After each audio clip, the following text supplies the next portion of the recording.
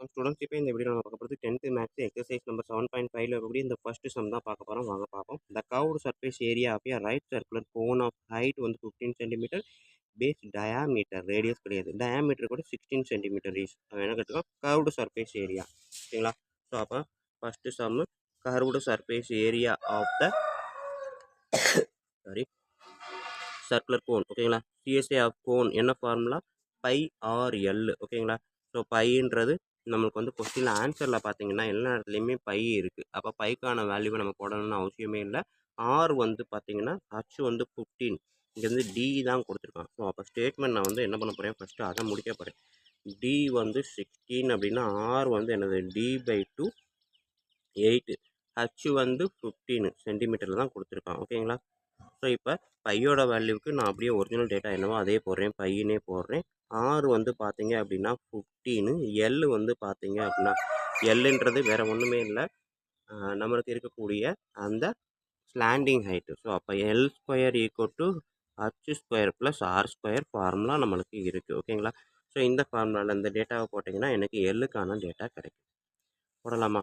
So இப்போ L square equal to H ஸ்கொயருன்றது 15 square plus R ஸ்கொயருன்றது 8 square.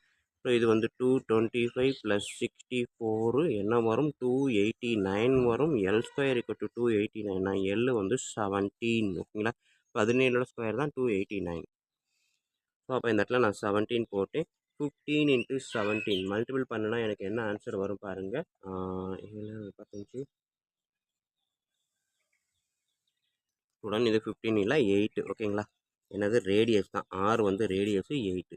So 8 into 17, 10 8s are 80, 7 8s are 56, 80 + 56 136 by. நம்மளுக்கு வந்து unit கண்டிப்பாக சொல்லணும், என்ன சென்டிமீட்டர் ஸ்கொயர். ஓகேங்களா? ஸோ இதுதான் வந்து சிஎஸ்ஏ ஆஃப் த கோன் அப்படின்றது நம்மளுக்கு கேட்டிருக்கக்கூடிய கொஸ்டினுக்கான ஆன்சர். ஓகேங்களா?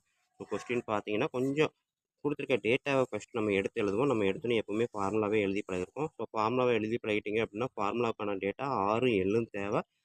டி கொடுத்துருக்கான், ஹச் கொடுத்துருக்கான். ஸோ ஆரும் எல்லும் என்னன்னு தெரியாது. அப்போ ஆர் வந்து என்னது D/2ன்னு கண்டுபிடிக்க போகிறோம். எல்லுன்றதுக்கு formula L square = H square plus R square அப்படின்றத கண்டுபிடிக்க போகிறோம். ஓகேங்களா? ஏன்னா கோன் அப்படின்னாலே நம்மளுக்கு இந்த ஷேப்பில் தான் இருக்குன்றது தெரியும். ஸோ ஹைட்டுன்றது இது வந்து ஆர். ஓகேங்களா? இது ஆர், இது ஹைட்டுனா இதுதான் எல். ஸோ இந்த டேட்டாவை கண்டுபிடிக்கணும்னா நம்மளுக்கு ஃபார்முலா இதுதான். ஓகேங்களா? Pythagoras formula. இது வந்து ரைட் ஆங்கிள் ட்ரையாங்கிள். ஓகேங்களா? ஸோ இவ்வளோதான் ஸ்டூடெண்ட்ஸ் நம்மளுக்கு இந்த எக்ஸசைஸு. நெக்ஸ்ட்டு செகண்ட் எக்ஸசைஸ் பார்ப்போம்.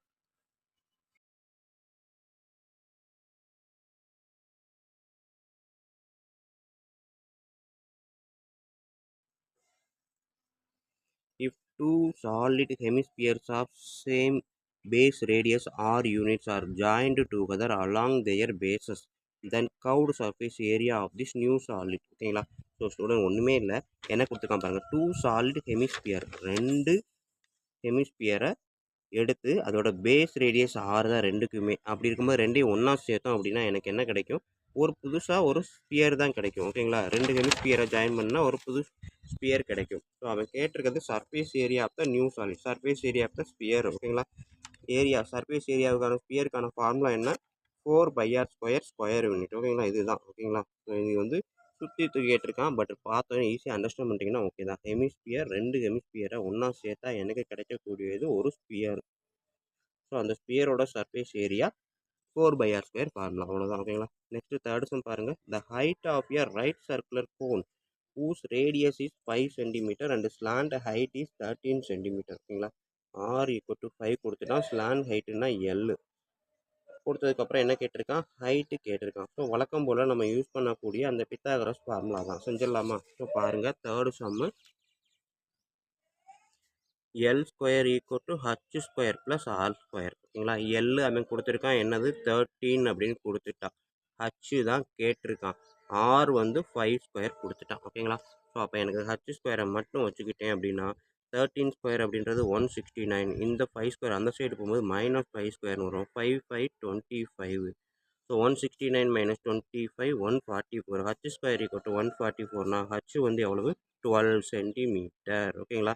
ஸோ இதுதான் வந்து height of the circular cone. So எங்கே இருக்குது ஆன்சரு, இங்கே இருக்குது ஆப்ஷன்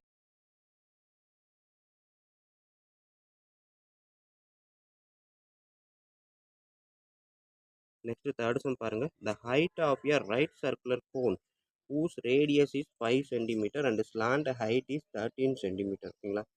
r equal to 5 கொடுத்துட்டான். slant heightனா L கொடுத்ததுக்கப்புறம் என்ன கேட்டிருக்கான், ஹைட்டு கேட்டிருக்கான். ஸோ வழக்கம் போல் நம்ம யூஸ் பண்ணக்கூடிய அந்த பித்தாகரஸ் ஃபார்முலா தான். செஞ்சிடலாமா? ஸோ பாருங்கள், third sum l square equal to h square plus R square. ஓகேங்களா. எல் அவன் கொடுத்துருக்கான் என்னது 13 அப்படின்னு கொடுத்துட்டான். ஹச்சு தான் கேட்டிருக்கான். ஆர் வந்து 5 ஸ்கொயர் கொடுத்துட்டான். ஓகேங்களா. ஸோ அப்போ எனக்கு ஹச் ஸ்கொயரை மட்டும் வச்சுக்கிட்டேன் அப்படின்னா 13 ஸ்கொயர் அப்படின்றது 169. இந்த 5 ஸ்கொயர் அந்த சைடு போகும்போது -5 ஸ்கொயர்னு வரும். 5 5 25.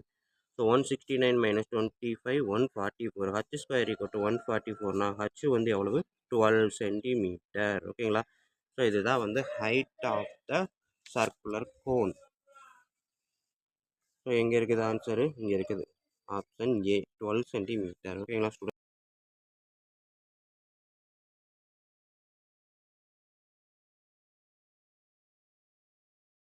ஓகேங்களா ஸ்டூடெண்ட். நெக்ஸ்ட் பாருங்க, நம்ம ஃபோர்த் சம் பார்ப்போம். If the radius of the base of a right circular cylinder is ஹவ் keeping the same height, then the ratio of the volume of the cylinder thus obtained to the volume of the original cylinder.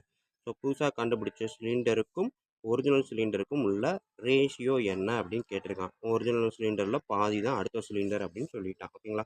So அப்போ செய்யலாமா? நம்ம வந்து இப்போ செய்ய போகிறது fourth some. ஓகேங்களா. So fourth some பார்த்தீங்க அப்படின்னா அது கொடுத்துருக்கிறது ரெண்டுக்கும் வால்யூமுக்கான ரேஷியோ தான் கேட்டிருக்கான். ஸோ அப்போ ஃபஸ்ட்டு ஒரிஜினல் சிலிண்டரை வந்து நான் என்ன பண்ண போகிறேன், V1ன்னு வச்சுக்கிறேன். ஓகேங்களா. Normal cylinder. அடுத்து நம்ம கண்டுபிடிச்ச சிலிண்டர் V2. ஓகேங்களா.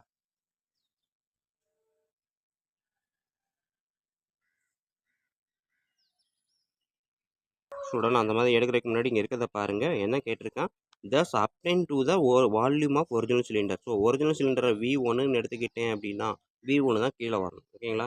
டூப்ளிகேட் சிலிண்டர் நம்ம கண்டுபிடி புதுசாக ரெடி பண்ணது தான் மேலே வரணும். ஓகேங்களா. ஸோ அப்போ நான் இங்கே V1/V2 அப்படின்னு போட்டிருக்கேன் அப்படின்னா கண்டுபிடிச்சது தான் V1. ஒரிஜினல் சிலிண்டர் பார்த்தீங்க அப்படின்னா எனக்கு வந்து இந்த மாதிரி இருக்குன்னு வச்சுக்கோம். இது ஒரிஜினல் சிலிண்டர். ஸோ இதே ஹைட்டில் இதோட ரேடியஸில் பாதியாக்கி இன்னொரு சிலிண்டர் ரெடி பண்ணுறேன். ஓகேங்களா. ஸோ அப்போ இதோட வால்யூம் வந்து V2 அப்படின்னா இதோட வால்யூம் V1. கண்டுபிடிச்சது தான் V1, ஒரிஜினல் சிலிண்டர் V2 அப்படின்னா ஸோ இது வந்து இதில் எவ்வளோ ரேஷியோன்னு தான் கேட்டிருக்கேன். அதை தான் எழுதியிருக்கேன். V1/V2. ஓகேங்களா. Volume of the obtained cylinder equal to divided by volume of the original cylinder. ஓகேங்களா. ஸோ ஃபார்முலா எழுதலாமா ரெண்டுக்குமே? என்ன ஃபார்முலா? சிலிண்டருக்கான ஃபார்முலா பார்த்தீங்க அப்படின்னா நம்மளுக்கு வந்து வால்யூமுக்கு πr²h. ஓகேங்களா. ஸோ வால்யூம் பார்த்தீங்கன்னா πr²h. பட் வந்து என்ன அப்படின்னா ஒரிஜினல் சிலிண்டருக்கு ரேடியஸ் வந்து ஆர் தான். இந்த சிலிண்டரில் ரேடியஸ் பாதியாக குறையுது. அப்போ r/2. ஓகேங்களா. ஸோ இதில் ரேடியஸ் 6, இதுக்கு வந்து ரேடியஸ் வந்து r = 6. ஸோ அப்போ ஒரிஜினல் சிலிண்டருக்கு என்ன பண்ணலாம், நம்ம வந்து அப்படியே ஒரிஜினல் என்ன வேல்யூவோ அதை அப்படியே எழுதலாம். V1 அப்படின்றப்ப πr²h. ஸோ எடுத்தது அப்டைன்டு சிலிண்டர் எது? ஸோ அவன் கேட்டிருக்க ஃபோர்த்து சம்மு பார்த்தீங்க அப்படின்னா என்ன அப்படின்னா ஒரிஜினல் சிலிண்டர் இந்த மாதிரி இருக்குது அசிம்சன். ஸோ இதே ஹைட்டில் இன்னொரு சிலிண்டர் என்ன அப்படின்னா இதோட ரேடியஸில் பாதி தான் இருக்கும். பட் ஹைட் வந்து சேம் அப்படின்னு சொல்லிட்டான். ஸோ அப்போ இதுக்கு வந்து ரேடியஸ் வந்து 6ன்னு எடுத்துக்கிட்டோம் அப்படின்னா இதுக்கு வந்து ரேடியஸ் அதில் பாதி r/2. ஹைட் வந்து ரெண்டுக்குமே ஒரே ஹைட்டு தான், சேம் ஹைட்டு தான். ஸோ அவன் அடுத்து என்ன கேட்டிருக்கான், இந்த நம்ம கண்டுபிடிச்ச சிலிண்டர் வந்து அதாவது புதுசாக ரெடி பண்ண சிலிண்டர் ஒரிஜினல் சிலிண்டரில் இருக்கக்கூடிய ரேஷியோ என்ன அப்படின்னு கேட்டிருக்கான். ஸோ இதை வந்து நான் வந்து V1ன்னு வச்சுக்கிட்டேன். இதோட வால்யூமை V1ன்னு வச்சுக்கிட்டேன். இதோட வால்யூமை V2ன்னு வைக்கிறேன். ஓகேங்களா. ஸோ அப்போ இந்த சிலிண்டர் இதில் எவ்வளவு ரேஷியோவில் இருக்குது அப்படின்றான். அப்போ நான் எழுத வேண்டியது V2/V1. ஓகேங்களா. ஸோ அப்போ V2/V1 வால்யூம் ஆஃப் த சிலிண்டருக்கு என்ன ஃபார்முலா நம்மளுக்கு πr²h. பட் V1க்கு நம்ம அப்படியே எழுதலாம். ஏன்னா ஆரும் ஹச்சும் அதே தான். ஸோ அப்போ πr²hன்னு எழுதலாம். V2க்கு பார்த்தீங்கன்னா பை எழுதலாம். ஆருக்கு பதிலாக என்னது r/2 ஹச்சு வந்து அதே தான். ஓகேங்களா ஸ்டூடெண்ட். ஸோ அவன் கொடுத்துருக்க ஸ்டேட்மெண்ட் படி எழுதணும். இதுதான் ஹச்சும் சேம் தான், பையும் சேம் தான். ஸோ மீதி இருக்கக்கூடியது என்னது r²/2. ஸோ இந்த டிவிஷன் காமன் டிவிஷனை நான் மல்டிப்ளிகேஷனாக மாற்றினா இது வந்து டினாமினேட்டர் அப்படியே ரெசிப்ரோக்கலாக மாறும். ஓகேங்களா? ஸோ இப்போ பார்த்தீங்க அப்படின்னா இந்த ஆர் ஸ்கொயரும் இந்த ஆர் ஸ்கொயரையும் கேன்சல் பண்ணுறேன். 1/2² = 1/4 ஓகேங்களா? ஸோ அப்போ என்னது நம்ம கண்டுபிடிச்ச சிலிண்டர் 1 அப்படின்னு இருந்துச்சுன்னா ஒரிஜினல் சிலிண்டர் 4 அப்படின்ற ரேஷியோவில் இருக்கும்.